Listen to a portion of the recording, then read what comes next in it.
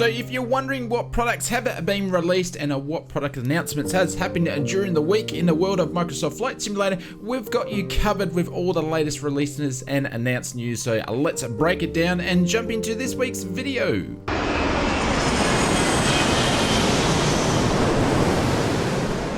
If you are keen to stay up to date with all the weekly news for Microsoft Flight Simulator, please hit that subscribe button and the notification bell. That way we can let you know when our next video goes live. Kicking off this week's announcements, and the first one goes to the team over at Seafront Simulations. They are back in the news again this week. The team is known for populating the oceans with their ship add-ons, and this week they have showcased a new feature that they've been working on, which is ships being landable or landable surfaces for their ships. The team have been working with J-Strike, which is the developer that created the Top Gun carrier mod. There's no word when we might see the update, but they did show us what it can do in the video that you're watching now. But of course, we'll keep you posted with more news and updates. This week, the Fly-by-Wire team has treated us with some new screenshots of the elusive project of the A380. Last time we heard any information or any news about the A380 was last December. This week, the team was showcasing some screenshots of a few modeling and textures of the A380 interior. Besides the screenshots, the team mentioned that they've been testing systems, developing avionics, and going forward, they should be able to showcase some more previews in the near future. Just Flight this week released a video on the technical overviews of the steam gauge overhaul from Black Square. The steam gauge overhaul replaces the panel in the default aircraft and replaces them with steam gauges. This will be for the King Air and all the Cessna Caravan to start off with. The Black Square mentions that the steam gauges are steady level and each instrument is modeled and coded with extreme attention to detail. This video showcases the detail and how they work. Still no details around release date, but we expect it to be soon, and you'll probably, by the time this video is out, you may see a release. Taxiing over to this week's release news, and Aeroplane Heaven this week released the Globe Swift GC1A for Microsoft Flight Simulator. After only announcing the Swift a few days ago, it is now released. The team mentioned the version of the Swift is to be very detailed for its interior and exterior modeling, and it has a very accurate flight model. Features include full PBR materials and textures, highly accurate flight dynamics, and a special authorized wires high fidelity sound package, and you can pick up your copy of the Globe Swift from Aeroplane Heaven directly from their website. I'll leave a link in the description below.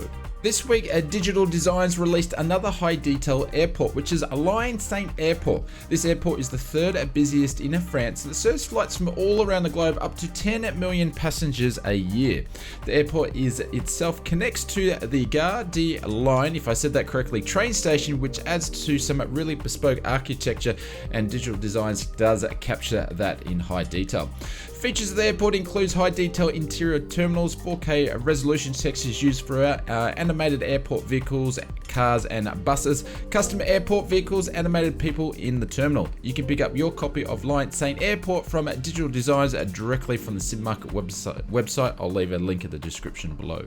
Orbex this week releases South America Mesh for Microsoft Flight Simulator. After the success of the elevation data for New Zealand, Alaska, and the Himalayas, and now the South America is next on their list.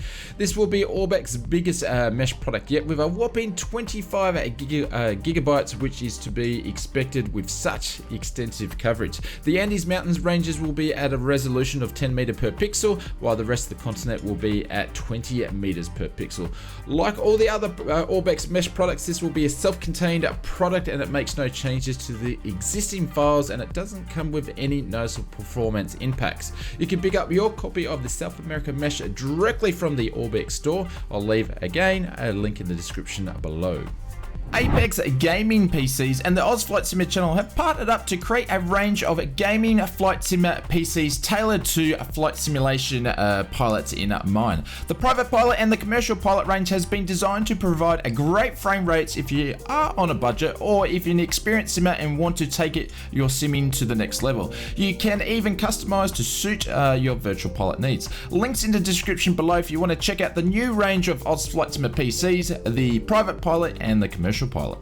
Lining up and waiting when it comes to this week's sim update. In this week's sim update, we've seen a couple of new beta builds for sim update 10. The first one was on Monday, which addressed elevation data for generic airports in the sim, and the second update for the release this week was a larger one, which is version 1.207.11.0. This included a bunch of general fixes, most of which have been for the VFR map, the G1000 NXI, and general bug fixes. And from the looks of the change log, we didn't appear to see any new features added in with these new builds this week. Sim Update 10 beta still has about a month to go of its flighting, and rest assured we'll see many more builds added to the update before the release. And if you want to take part in the beta, I'll leave a link in the description below where you can find out the instructions to opt in. Moving on to the development roadmap this week, and there's been no real updates on the development roadmap or the feedback snapshot list. However, we still see that the WASM supports for Xbox is still showing that it's still on the cards for Sim Update 10. This week we've seen 16 new airports hit the in-sim marketplace, and out of the 16, 13 of those products are Xbox compatible. The one that is highlighted this week is the Passion to Fly S328. The 328 is a two-seater single-engine biplane from the 30s. Its main role was to be a military surveillance aircraft and also a light attack bomber. Unfortunately, when it comes to a lot of products when it goes into the in-sim marketplace, there's no feature list provided, so maybe it's worth checking out some reviews on YouTube before you go and purchase the product. But from the pictures, it looks pretty good. The rest of the other releases in the in-sim marketplace are basically mainly airports and livery packs. If you want to stay up to date with all the news when it comes to Microsoft Flight Simulator, please hit that subscribe button and the notification bell so we can keep you updated with all the latest news. Stick around for a few minutes longer as we check out what went wrong with this week's stream. It's a lot of fun. See you, Chev. Catch you later. Alrighty, let's go, ladies and gentlemen. See if we can remember how to fly this puppy. Heels to the floor. Alright, speed's moving, there's 60. Look at this thing, straight down the line. There's 100, 120. Come on, old girl, you can do it. Remember how to fly. Here we go. Here we go. Oh, she's light. It's going up.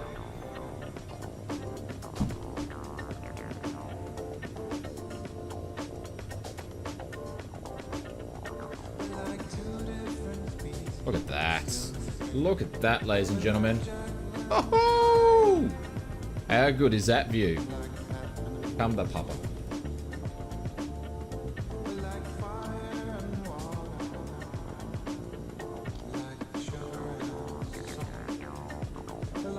Right. One lot of flaps going up.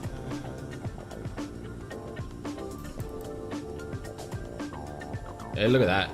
That's a view. Love it. Right, let's make a left-hand turn, ladies and gentlemen. There we go. It's Foxy underneath us.